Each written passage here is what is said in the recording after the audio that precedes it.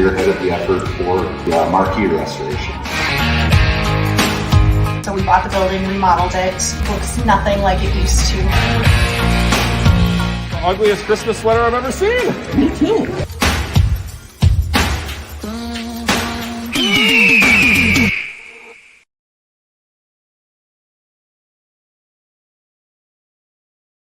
We made it to Mavericks. I know it's been a little bit of a struggle since I was banned from Facebook for about 30 days for not putting the courtesy under a Facebook weather video. But we're excited to be here. We're bringing on our sponsor, Alpha Roofing Company. We got some folks in the background, but I'm here with the CFO, William Schmidt, and we call him Willie. Willie works for me. Here's the thing that I was wondering about, and we were talking about this earlier. You don't even know how to spell your name. You know, there's a long story involved with my name. You know, when I was younger, I used to go by Joe. My middle name is Joseph. Okay. And as I got older, I decided to go with William, which is my regular name. So, you know, Willie, William. Not Billy. Anything but Bill. We don't do Bill. No. I could see you going as a Bill. Not a Billy, maybe a Bill. No, Willie. Okay.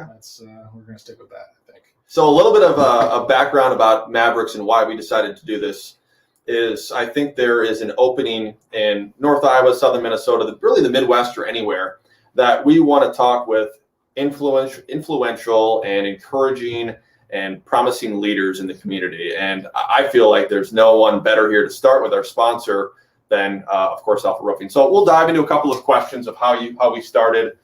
I'll talk a little bit about my story, but more importantly, we're here to hear about Alpha Roofing and all that. So I want to hear kind of the gist here of how you got into roofing. Sure. I mean, my story personally, I spent 10 years working at a big box store here in town, locally. Okay. My primary job was working at the building materials desk. That's where I gained a lot of my product knowledge, my customer service skills. You know, learned how this industry works, dealing day in and day out with other local contractors here in the area. And I was actually recruited by a local contractor here in the area. So when I left the big box store and I worked for another company here in town, actually for about 5 years. Learned a lot, cut my teeth, you know, gained a lot of knowledge in the industry and how it works. And then Jason Blickenderfer, who is one of the other owners, me and him were actually working together at that other company, and we kind of got together one day over a couple of beers. To be honest with you, that's kind of what it boiled down. Sometimes that's how deals work. I mean, you're sitting in a bar. I mean, I remember the story of Delta. Delta was in the middle of an airport, and they're writing on a napkin, a cocktail napkin, their business plan. So I mean, you weren't the first one. You won't be the last one. Yeah, I think a lot of great ideas are inspired by a little bit of a buzz going on.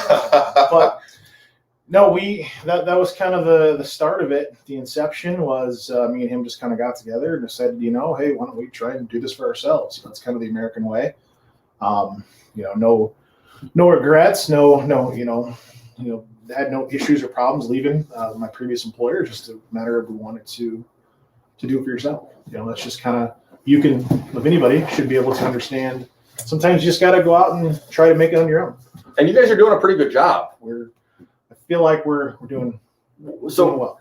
Where are the prospects headed now in 2021? And we're, I think, coming at the ending stage of the COVID-19 pandemic. But sure, you guys have some exciting plans in the future. Yeah, I mean, we've been really blessed, you know, that COVID didn't really affect the construction industry as a whole, or roofing as a whole, at all. As a matter of fact, if you talk to most, you know, construction companies, roofing companies, a lot of them saw exponential growth, at least in our area. I mean, that was probably spurred a lot by storms which we'll be talking about. We got some stories about the August derecho. We'll talk about that in a bit. And actually, a lot of it came even before the derecho. I mean, there was a large hailstorm that came through Iowa in was it April, May, and that really spurred some things. But 2021 is going to be a big year. We've got a couple of big things that have already kind of happened starting off, the first big thing is we've added a new partner, a new owner to our company. Derek Steer, as the official January 1st, has climbed up the ranks from being our project manager to being a partner. And he's back there, and we'll be talking to him. He's nervous as heck right now, so he's giving me the happy finger right now. Derek brings just so much enthusiasm to our company, and he's great with customer service. And he's just one of those guys that's not afraid to talk to anybody, and that's the kind of people you want on your team. He doesn't know a whole lot about roofing. He's still learning. You should see this guy on a roof. I mean, I had to drag him up on this roof, and I begged him, like, man, it's going to be all right if you get up there. So I held his hand, and yeah. He's like, I'm going to tell the real story here. But yeah, I do see that personality in Derek. I mean, he's approachable. He's easygoing. He's got that charm that you need, I think, when you're in front of the customer. Oh, off his phone. That looks like hey, the phone ringing is a good thing. It really is. We've had multiple calls here. You have more exciting stuff though. I want to. In April, you got some stuff going on, right? In April, yeah. Well, maybe even before that. And maybe even before that. So today, we were at the bank. We closed on our new property we just purchased here in Mason City. That's awesome, man. So, I mean, that's a great feeling. I mean, we have this little office here on 19th Street in Mason City, and we've been real happy with it. But to actually be able to, the fruits of your labor, to actually invest in something tangible, into a new facility, a permanent part of our community. Mm-hmm. It's been very exciting. I mean, that's something that that was one of our big goals that me and Jason had when we started Alpha Roofing, was to not just be, a flash in the pan, not just to be a company that shows up for a year or two and then disappears. We want to actually build something, sustainable, something that actually benefits the community, something that is going to be around for a long time. And the first step of that is actually finding a permanent location. What you guys have. I mean, that's our first goal. Is nothing's more exciting than checking off that first box. And for me personally, I know, who knows where, things have gone really, really well for me, I think, from when I started Nelson Media Company to where we're at now. But you guys were officially the first partner. And I remember Derek reaching out to me and saying, hey, I think you got something brewing here, Nelson. We had a Zoom meeting, and I was pulled over on a gravel road using my phone. And Jason, I think, was like in the mountains in Colorado or something. He was on vacation. But as soon as we saw what you were doing on social media, we're like, hey, we need to, because we're not marketing gurus. That's just not our specialty. Jason's been in the industry for 20 years at his previous employer in commercial roofing. He's a wealth of knowledge when it comes to commercial roofing. Yeah.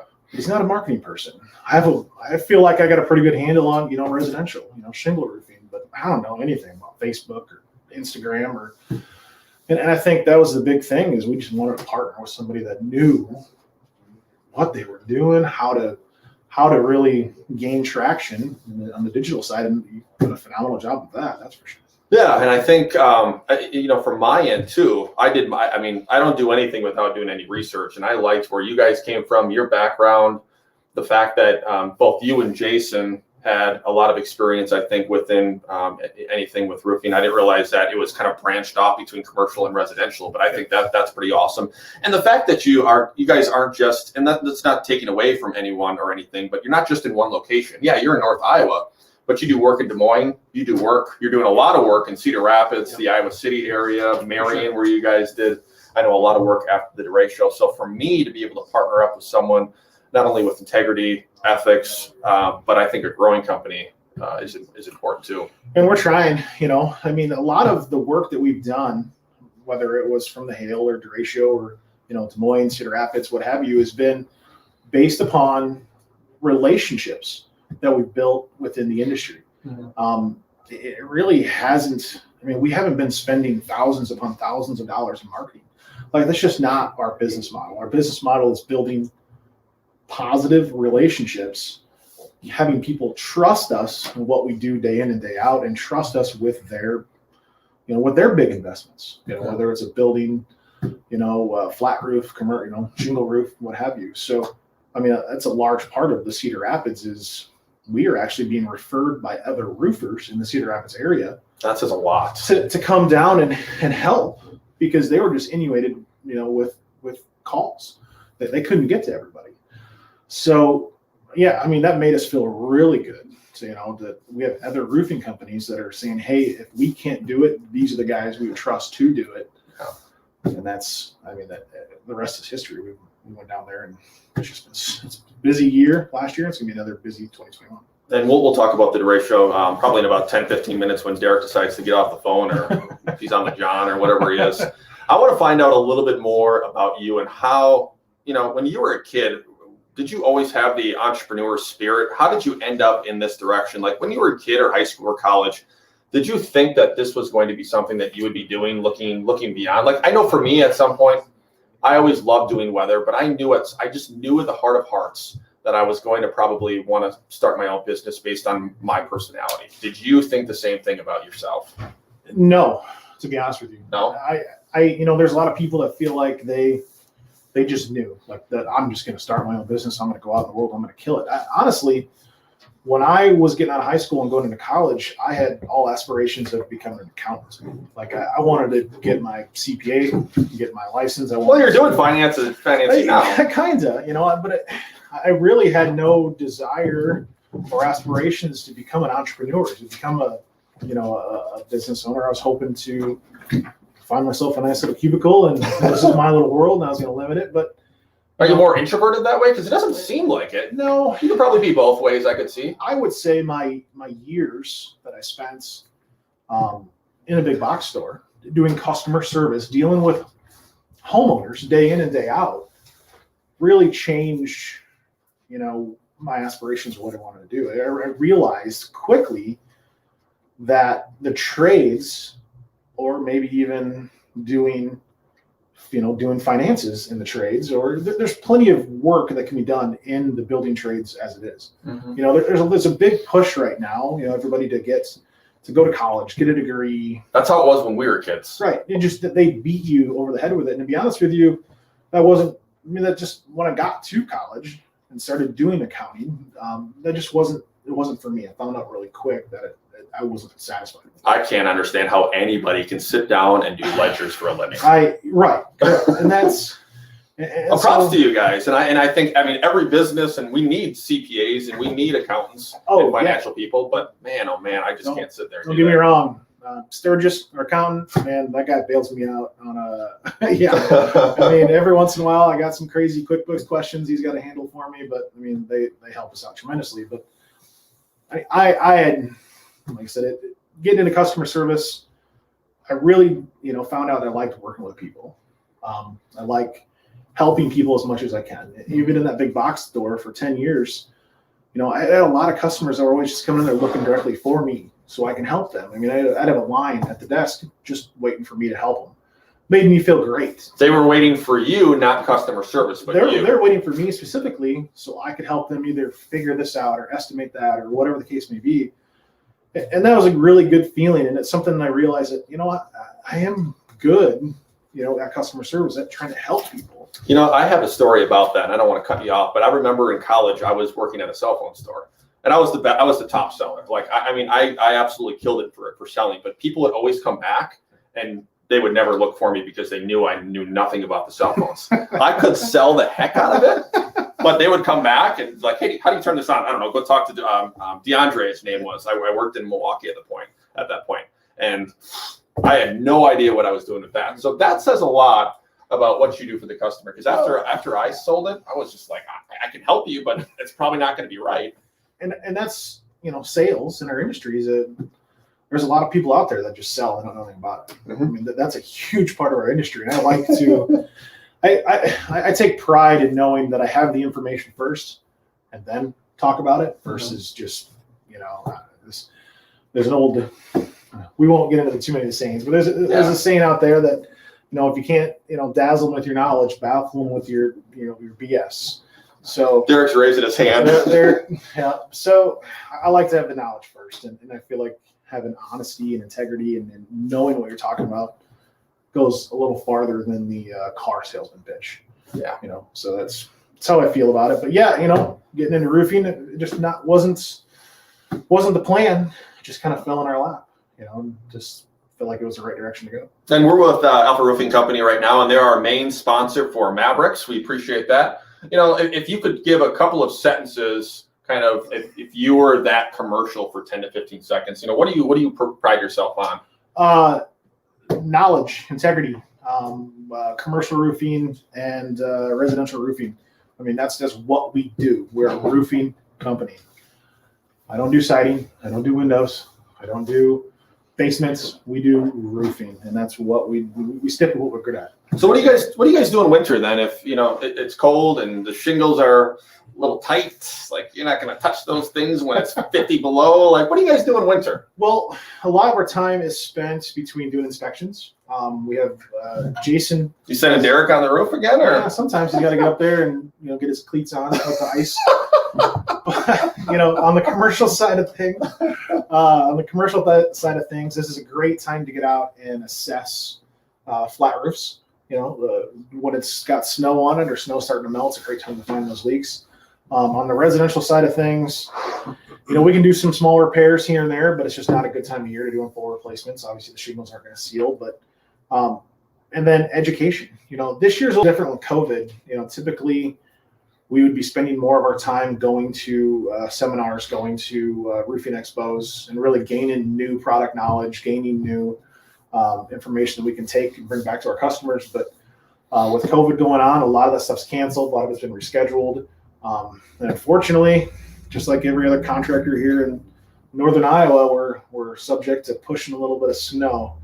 Got a couple of plows out there. You get out there and plow, or you send in people like Derek and Joe out there? We all do it.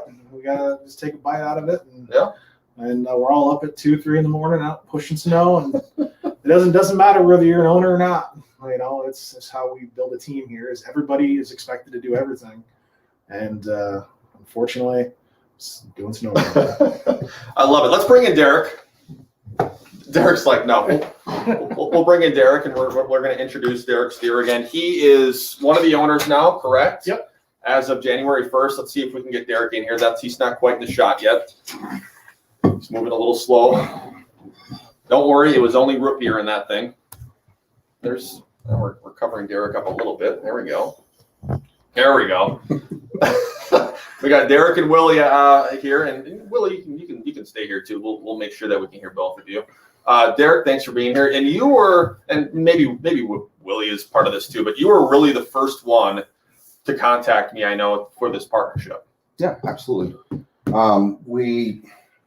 Facebook. I mean, it's everywhere, right? Good or bad? Mostly good, Facebook. I don't want to be banned again, so I got to be careful about what I say. But yeah, I mean, Facebook, yeah, good or bad, it's everywhere. Right. I don't know. I guess you have that same mentality, I feel like, that we're looking for. Mm-hmm. So it seemed like it'd be a good fit for sure. And so far, it's been decent, hasn't it? Absolutely.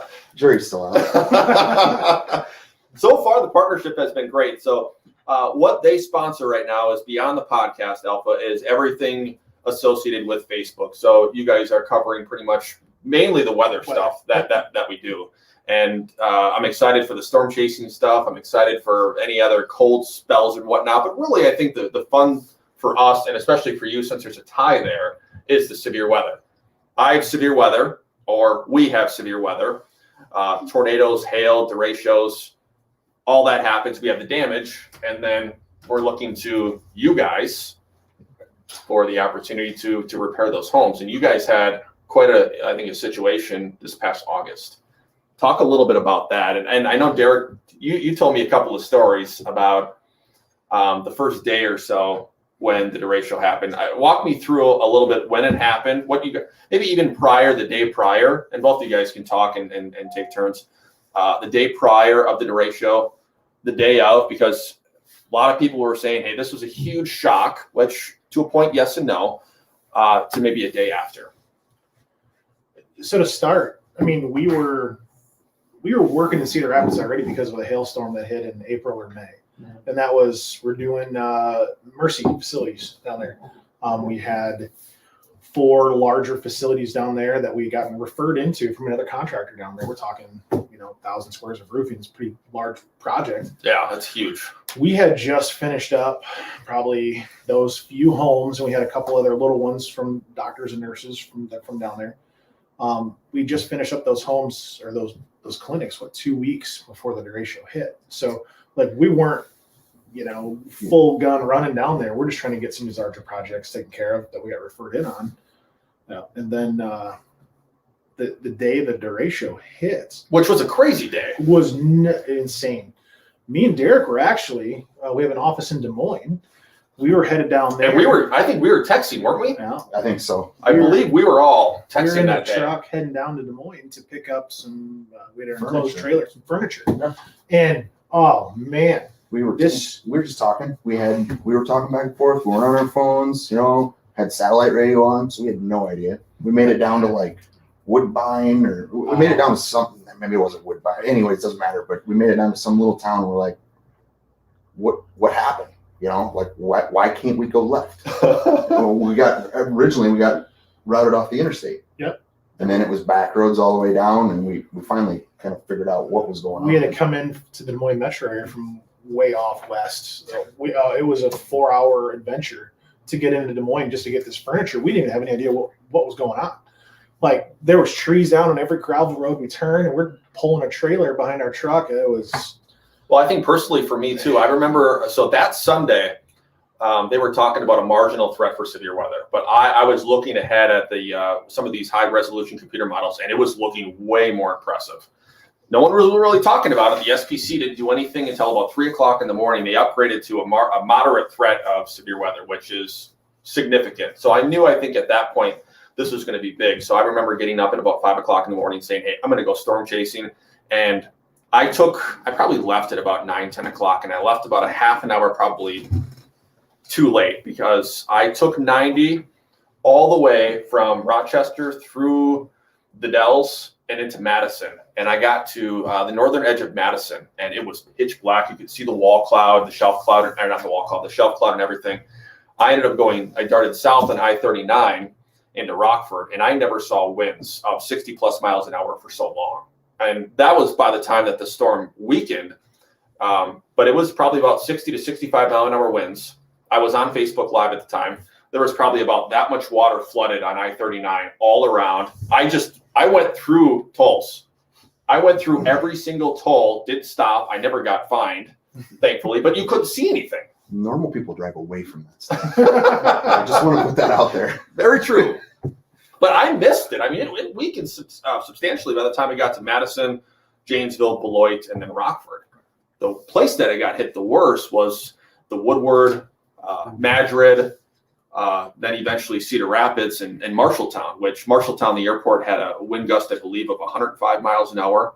And then Cedar Rapids, I think, broke. I don't know if they ever got anything beyond that, but I was hearing between 115 and 120 miles an hour. I mean, and this was going on for half an hour to 45 minutes. So it was literally classified, as you guys mentioned, an inland hurricane. Right. It was crazy. Some of those YouTube videos that you can see the people posted, like from their doorbell videos, are just insane. I've Terrifying. never seen anything. Like, part of me wanted to be there to see what it was like, but the other rational part was like, no. Well, Cedar Rapids is changed for now a generation because of all the trees down. Oh yeah. And you wonder what the ecosystem is going to be like.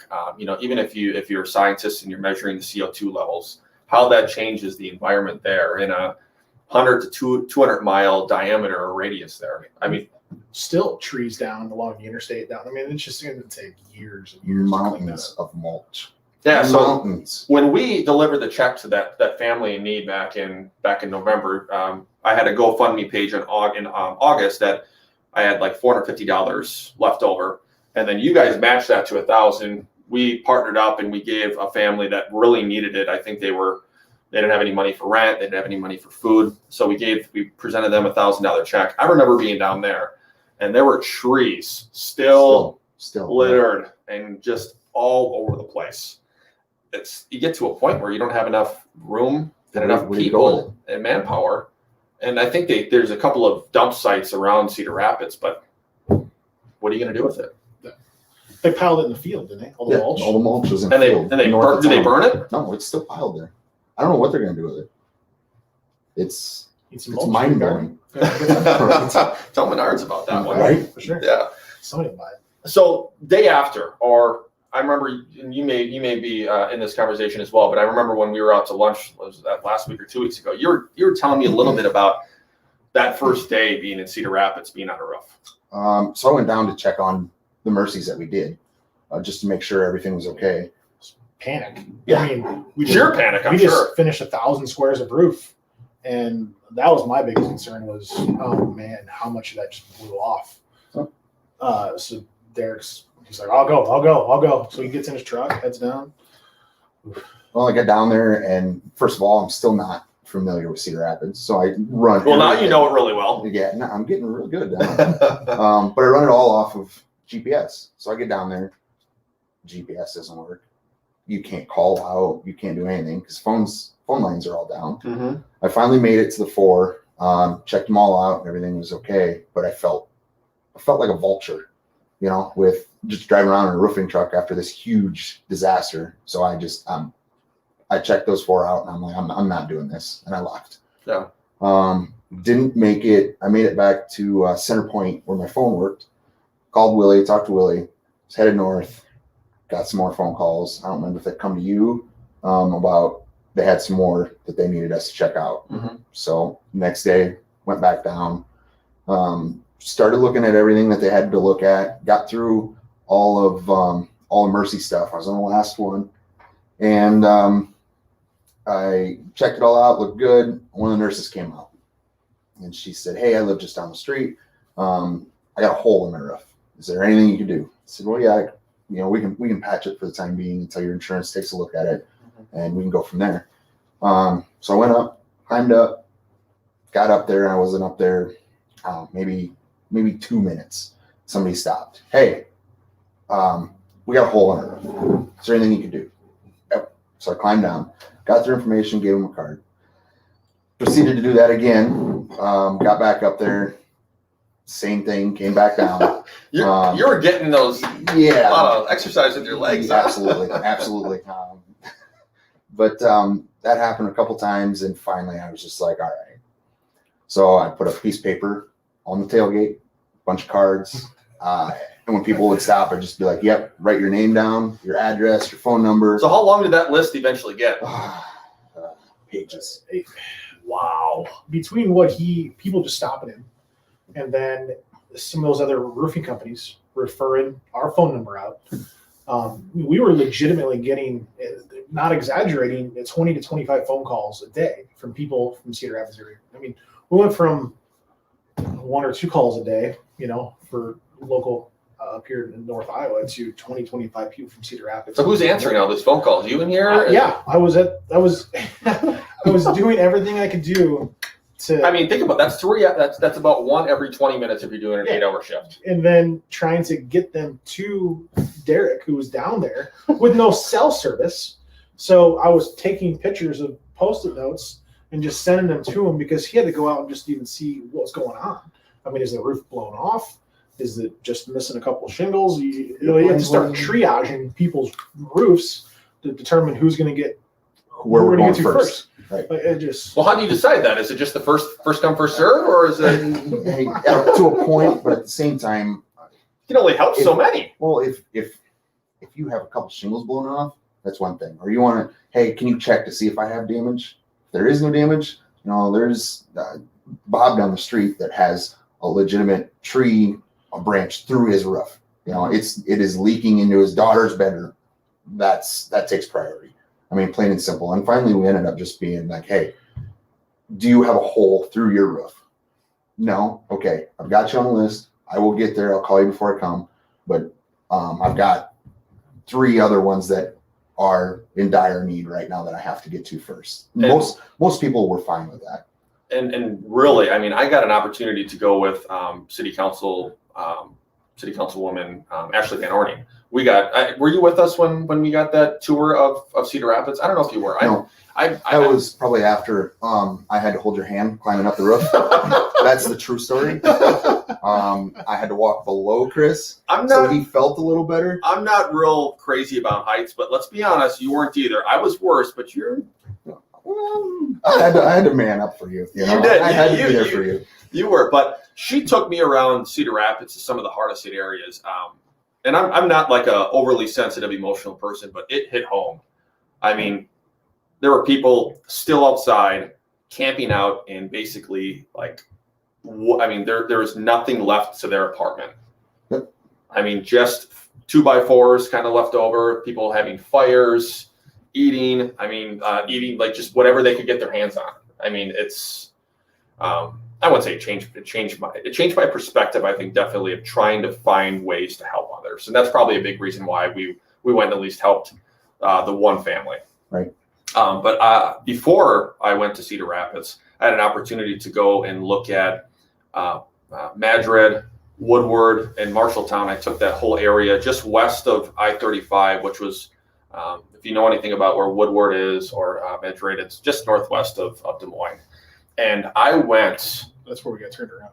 Woodward. Yeah, and there were bins that were down. I mean, looked like cartoon. I mean, on it the was north side of town. They were just toppled over. over. And then the ones on 30, like when you can bring the silo up and it kinks. Yeah. At the top. The Weather Channel had some of those, and I think you sent me a picture on that as well. But the one thing that I was just mesmerized by was I went 5 miles, and every single yard on that 5 miles, all the power poles were down. All of them. I mean, that tells you the sheer power of this derecho and how strong. I mean, those winds were over 100 miles an hour easily. So two of the coolest things I've seen, obviously, was airplane wing shoved through. The other one was. Did you see that person? Yeah. There was like on the old barns, you know, you have this corrugated steel. There was one of those shoved about a foot into the back of a camper, just like a hot butter through knife. Like you went inside and he said that's what I meant. Listen to what I mean, not what I say. We knew what you meant. But he said he went inside and picked up probably a handful of splinters was it. It didn't blow anything out. It just cut right through. And it was probably like 8 feet sticking out back and probably a foot inside. We're talking with Willie and Derek from Alpha Roofing Company. They're both owners, and we're going through some stories of the derecho of what they saw. And obviously, they're the main sponsor of the podcast, not just for this one, for all of these. So why not have them on first? So let's continue the stories. I think really this is a game changer for everyone in the weather industry, and maybe even beyond anyone that's affected by weather. That this may be the norm. Maybe this is this type of storm, and it doesn't matter if you believe in climate change or not, but we have seen either one, more extreme storms, or the devices or the metrics we look at them and the instruments we use are being utilized in a different way. But we're going to see more of these, I think, as the years progress. Well, I mean, you really think about it. We both grew up in Greene, right on the river. How many 500-year floods have you seen come through Greene? Well, there's been a couple in the last decade, that's for sure. So that's my thought. You know, how can you call it a 500-year flood? But it's happening all the time. Right. Well, the big thing, and from a science point of view, and I have a professor who I still keep in contact with at UW Milwaukee. He's an atmospheric science professor, and he talks about climate change a lot. The warmer the temperatures get, obviously, in the atmosphere, the more water it can hold, and more water it's taking away from the oceans and the lakes. And yeah, you're looking at some sea levels that are going up and down, but you got to remember too, as the temperatures rise, both the poles are melting too.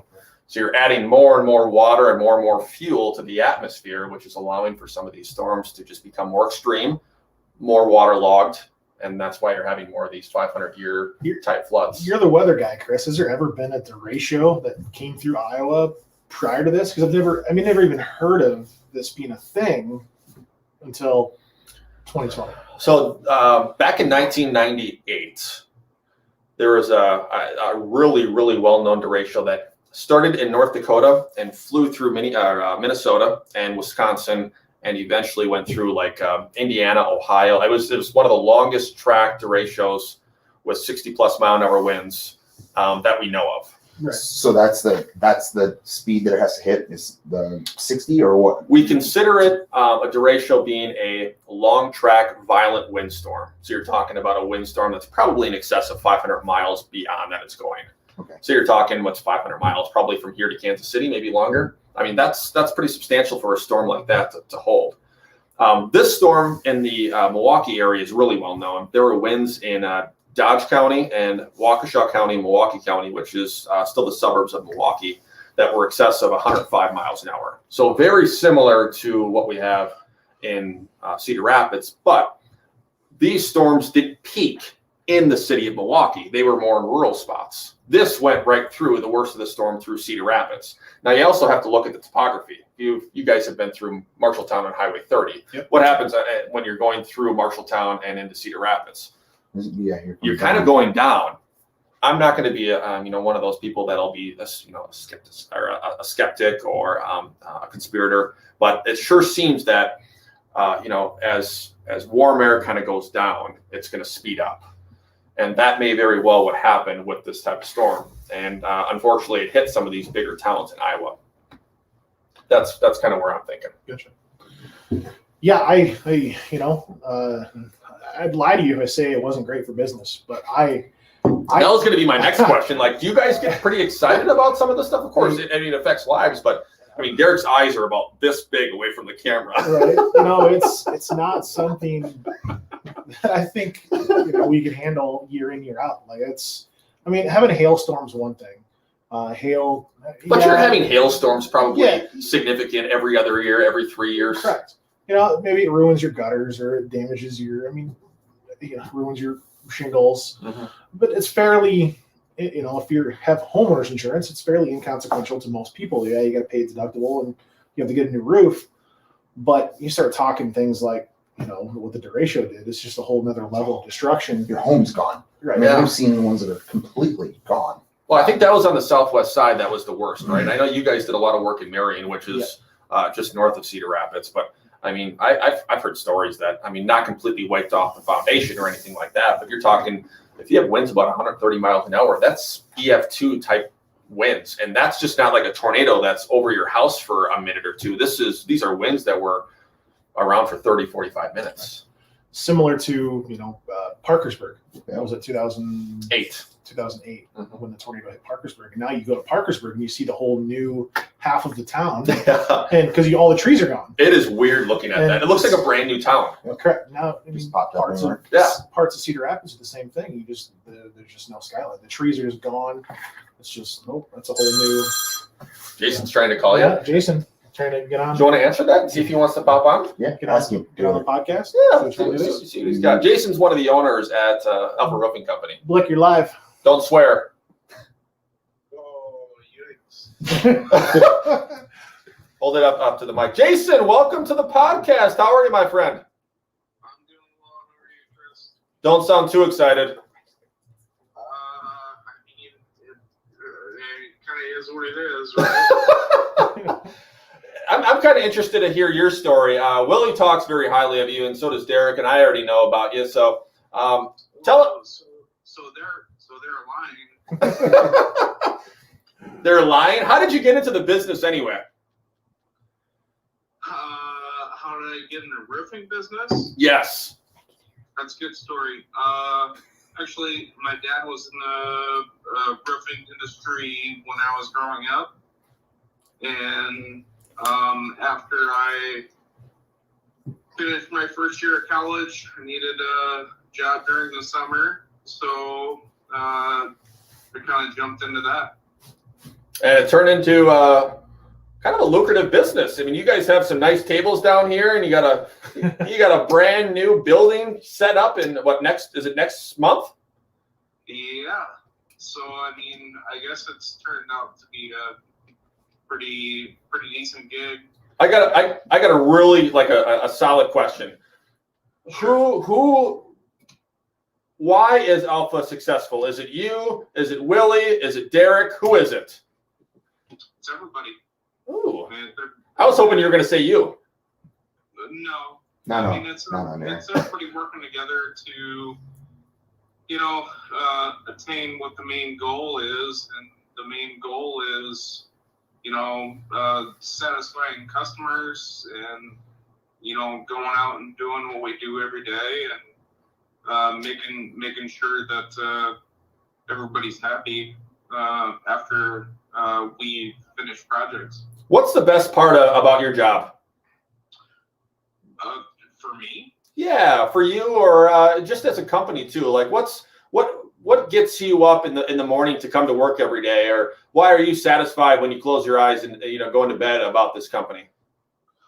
well, at 2 o'clock in the morning when I actually get to bed, I guess what I would say is the flexibility and the ability to know that everybody that's involved in the company is, I don't know, to a certain extent.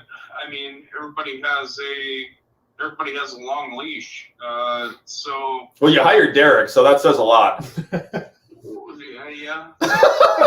Really, Blick? I'm right here. That's very, very true. But yeah, I mean, just the ability to, everybody to have family life, and not have to be like a 7 to 5 employee.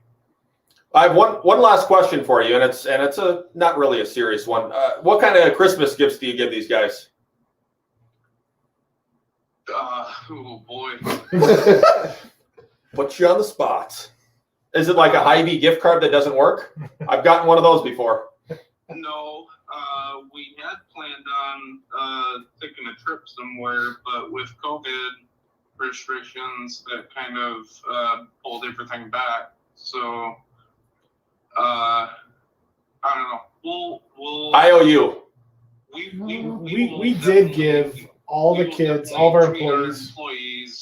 As soon as COVID kind of pulls back. We bought all of our employees turkeys, hams, cookies, and stuff. Oh, cool. But all the guys got Christmas that was bonuses. Thanksgiving, Willie. They all got Christmas bonuses also. Well, yeah, bonuses, but Right. I mean, Christmas gifts are different. No, and we try to do stuff for our employees like this summer. What about sponsors? Where's my bonus? Right? For sure. I think it's in your PayPal account. Yeah, Chris, you need more, Chris?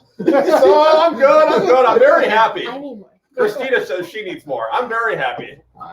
I mean, I'm pretty sure we could probably round up a T-shirt or something. I did get a coffee mug. I've gotten a lot of swag from you guys. I gotta give you props. You guys do have I have a sweatshirt, I have a polo, I have a regular T-shirt I wear to bed. Not every night, but and then I have this, which apparently it keeps the coffee nice and warm. For hours. Yeah, Christina. Yeah, she says it's great. So, all right, Jason, we'll let you go. I don't know why you called during our podcast, but thanks for popping on.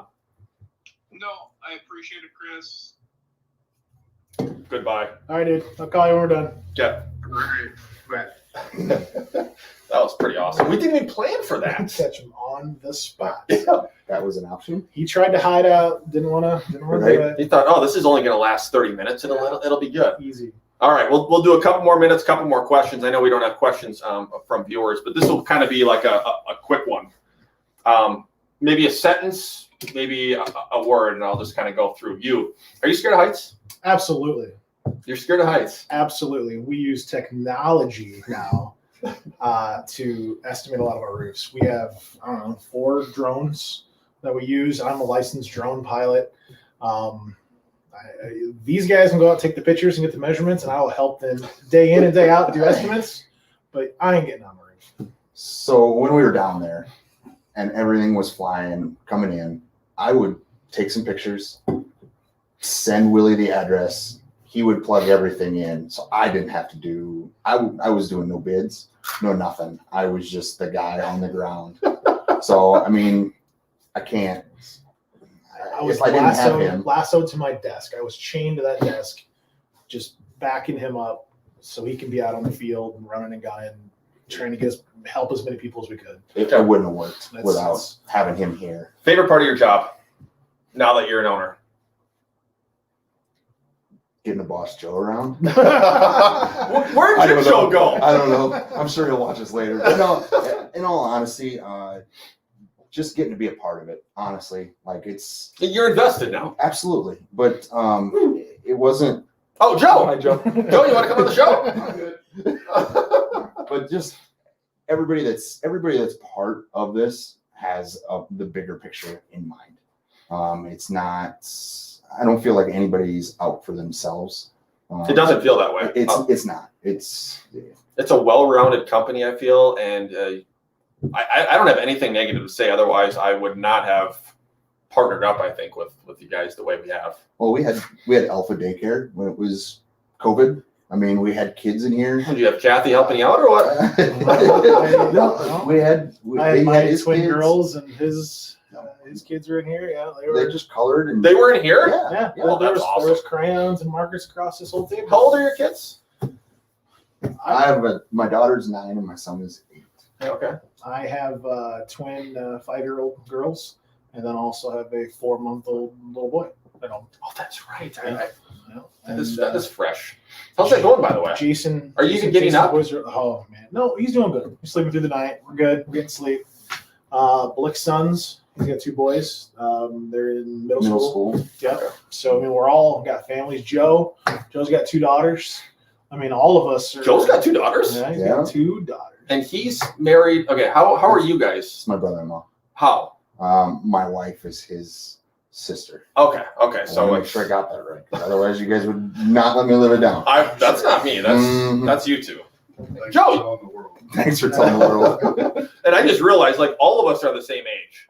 All about 36, or you're 30. Some of us is aged better than others. Not sure what that means. Yeah. That would be me. Oh. Look at all the gray in his beard. Leave my hat on. Yeah, let me see. So you got I got some gray going You look on. good I got though with some that. gray Yeah, a going little on. distinguished. All right. Well, thanks guys for coming on. I think this was a lot of fun. Got a lot of good stories. I want to do a couple more rapid fire questions though.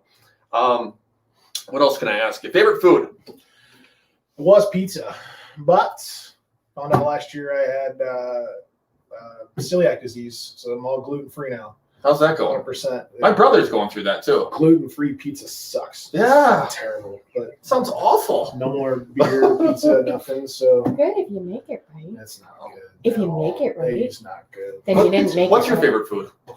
I don't know. I like a lot of food. Barbecue now. Barbecue. Are you good at the grill? I'm okay. I'm no Willie, but I'm You're pretty good too. Yeah. What do you guys Yeah, make? he's being modest now. He's good. We use those pellet grills, so it's like Okay, so you know what you're doing. it's a grown man's easy bake oven. You just throw the meat in and it comes out delicious. Like you can't lose. What do you? Okay, so if I'm coming to your house, like I want to impress this Nelson guy, like what are you making? Pork loin's always really good. I mean, that's a great Pulled pork's good. pulled pork. I love making steaks on. What kind of steak you having? You have a New York strip or you Ribeye. ribeye? Ribeye's Bunch better, of I think, with smoked fat. wings for Super Bowl. Yeah. It's We've hard done to those lose. when we camp too. For sure. Roast. What do you guys do when you're not roofing? Bowling. It's bowl. I heard it's bowling night tonight. Bowling It night, is. yeah. So you guys gonna get in here at a normal time tomorrow morning? Well, Well, actually, Jason's on. He's on multiple boards on the MRCA, IRCA. He's very involved in the industry. He's on the school board over in North Springs. I mean, so he's very involved in the community. Derek's doing Church council. Yep, Derek's doing L&I here in town. Leadership North Iowa with the Chamber of Commerce. That's something he's been in, and then obviously leading up our bowling team. And he coaches Rockford basketball. basketball, and Yeah. I'm I'm on the church council for St. Peter Lutheran Church down in Green. So actually, I have a council meeting tonight, matter of fact, and then did you go back to Green quite a bit? You guys are both from there? Yep. Man, we grew up together. I try to go back. We try to go back for that's where my family and folks and everybody lives. So I know I've lived in Mason for 12 years. I still feel like Green's my home. It's kind of a funny thing. I just attached to small towns. Maybe it's just a small town kid. So I haven't lived in my hometown of Denmark, Wisconsin for 14 years, but I still go back. And it's finally not become, I think, my home at this point, but I still go back. I'm like, yeah, that's my hometown. I think where you went to high school and where you're from, you spend most of your life there. It's always going to be your hometown. for sure, my kids keep me busy. They're always doing something. I was helping coach soccer this last fall before COVID hit, and so we're all trying to be pretty involved in the community when we're not working. And above and beyond that, it's just family time. You know, we got to find a real good family work balance. We try very hard to make sure everybody's doing that. Okay. One last really weird question. Okay. You're gonna die tomorrow, and on your stone, you have to have the weirdest thing possible that you've done in your lifetime. Now it has to be appropriate, PG-13. Give me a weird story that's been going on, in your life. It could go back to high school, could go back to college, could happen yesterday. You got anything?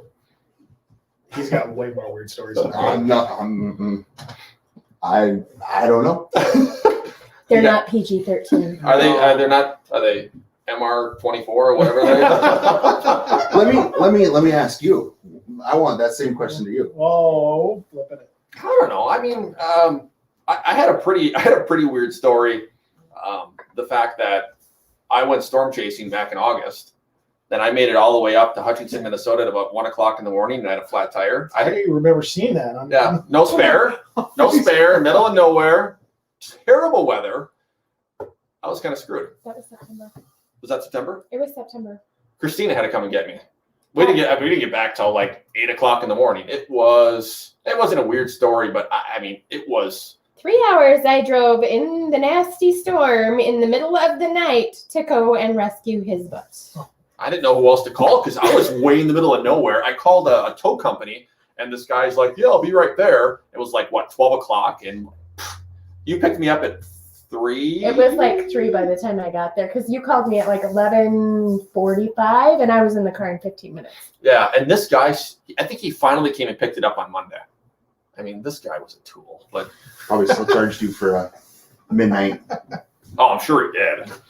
And he's like, no, I called him like the third time he finally answered again after I called him the first time. And he's like, well, I didn't want to come out in the rain. I'm like, you know what, you SOB. Like, I'm sitting here.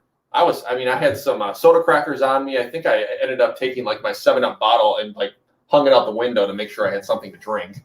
It was just one of those weird situations. And you were at a crazy intersection. Like I was on Highway 15 intersection, and I was just off Highway 15. I remember that runs just west of the cities all the way down to New Ulm. And is that Jason wanting to know where you are? No, just my wife checking in on me. You almost done, Willie? Yeah. What does your wife call you, by the way? Willie. Does she? Yeah. Always? Unless she's mad. Yeah. What does she call you then? It's Okay. William, obviously. What's your middle name? Joseph. Joseph. So WJ ever? No. It doesn't even come out right. You really have to think about it. WJ? No, it's WJ Schmidt. I mean, that sounds like a lawyer. William. And then I'm like, what did I do? What does Kathy call you? D? Derek. What about when she's mad? I She can't can't say it. that out I loud. can't say it. Inappropriate. That's for sure. What's your middle name? Edward. I can see that. I can see. No, I can see that. All right, our first episode is done. We're going to end up coming back, I think. What do you guys think? In April? Yeah, as soon as we are able to get into our office, I know at this point there's an office and a warehouse.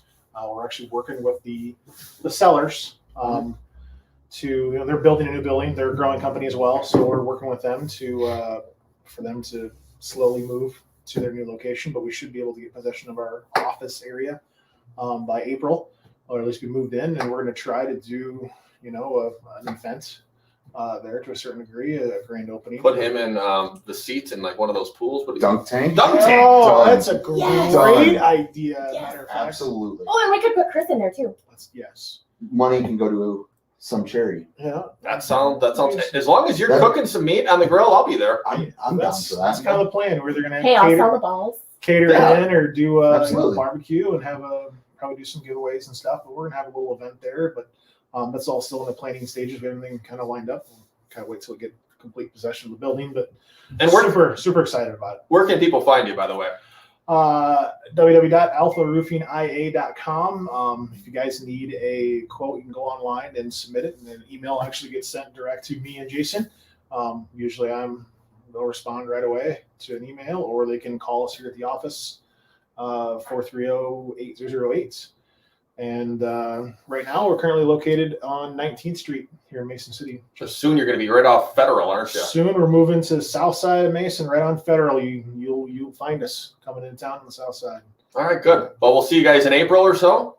Thanks Sounds- for being on the show. Thanks Thank for coming. We All right. appreciate it. We're out.